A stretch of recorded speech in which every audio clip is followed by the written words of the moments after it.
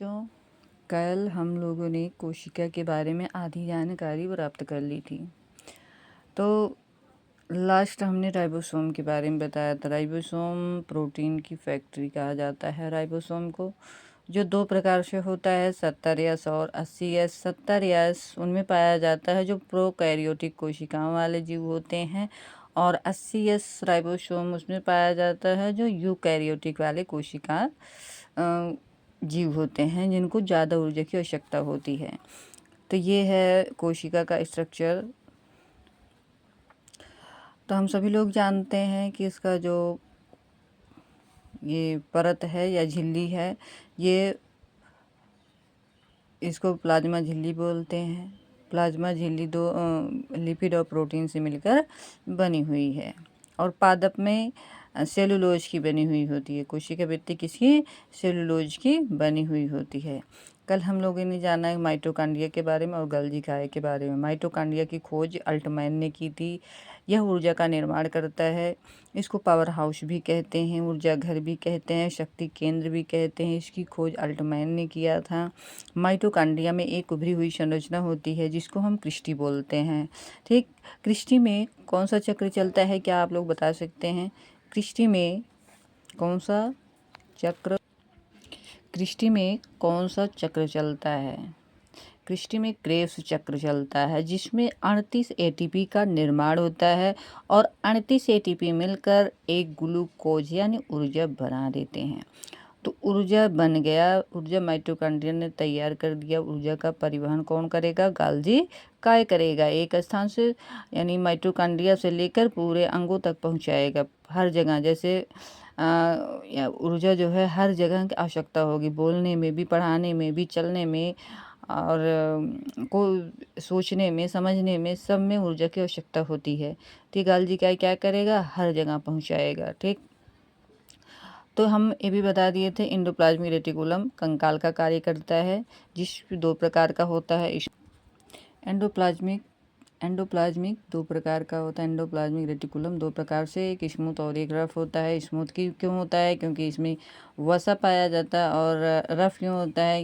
यहाँ पे राइबोसोम होते हैं। राइबोसोम को प्रोटीन की फैक्ट्री कहा जाता है। क्यों? क्योंकि प्रोटीन का निर्माण करता है। ठीक, उसके बाद आते हैं गोल्गी काय के बाद आता है सेंट्रोसोम। सेंट्रोसोम क्या करता है? कोशिका विभाजन करता है, एक नई कोशिका का निर्माण करता है। इसको तारक काय भी बोलेंगे।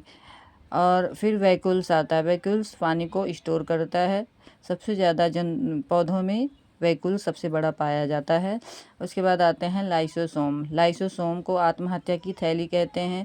यह मरी हुई कोशिकाओं को पचाता है। जैसे हमें चोट लग गई, वहाँ जितनी भी सारी मरी हुई कोशिकाएं रहेंगी, लाइसोसोम क्या करेगा? उसको पचा देगा, पचा कर ठीक कर देगा। ठीक, उसके बाद प्लास्टिड आता है। प्लास्टिड को लवक बोलते हैं। लवक के बारे में हम आगे पढ़ेंगे। यह पेड़ पौधों में पाया जाता है, पादप कोशिका में पाया जाता है। फिर आते हैं न्यूक्लियस में। न्यूक्लियस को ये कोशिका का ब्रेन कहा गया है। केंद्रक का खोज यानी न्यूक्लियस का खोज रॉबर्ट ब्राउन ने। आइए फिर से हम एक बार फिर से देख लेते हैं। यह कोशिका का चित्र है। कोशिका, ये इसमें मेम्ब्रेन यानी प्लाज्मा झिल्ली है, कोशिका झिल्ली जिसको बोलते हैं। यह लिपिड और प्रोटीन की बनी हुई है। इसमें कोशिका के अंग है माइटोकॉन्ड्रिया, गोल्गी काय, सेंट्रोसोम, लाइसोसोम, वैक्यूल्स यानी रसधानी, एंडोप्लाज्मिक रेटिकुलम, प्लास्टिड और न्यूक्लियस।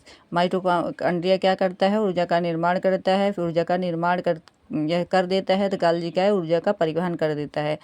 और एंडोप्लाज्मिक रेटिकुलम क्या करता है? इसमें कंकाल का कार्य करता है। सेंट्रोसोम क्या करता है? सेंट्रोसोम कोशिका का विभाजन करता है, एक नई कोशिका का निर्माण करता है। लाइसोसोम क्या करता है? मरी हुई कोशिका को पचाता है। इसमें जल अपघटन एंजाइम पाए जाते हैं जो विषाक्त का काम करता है, मरी हुई कोशिकाओं को जलाने में यानी पचाने में कार्य करता है। वैक्यूल्स क्या करता है? पानी को स्टोर करता है। ठीक, न्यूक्लियस को कोशिका का दिमाग कहा गया, कोशिका का ब्रेन कहा गया है। फिर प्लास्टिड यह पेड़ पौधों में पाया जाता है यानी पादप कोशिकाओं में पाया जाता है। फिर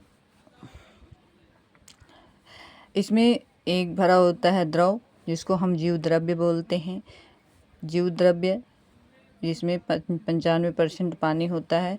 जीव द्रव्य का नामकरण किसने किया था? पुरकिंजे ने किया था। केंद्रक की खोज रॉबर्ट ब्राउन ने किया था। केंद्रक कोशिका का ब्रेन कहा जाता है और इसी केंद्रक में डीएनए का इंफॉर्मेशन भी होता।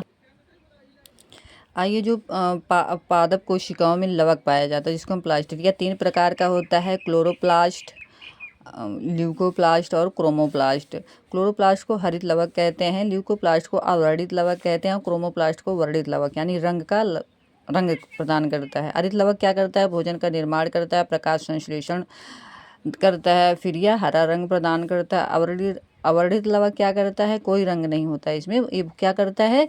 भोजन को स्टोर करता है। और वर्णित लवक यह रंग प्रदान करता है, रंग बिरंगा करता है।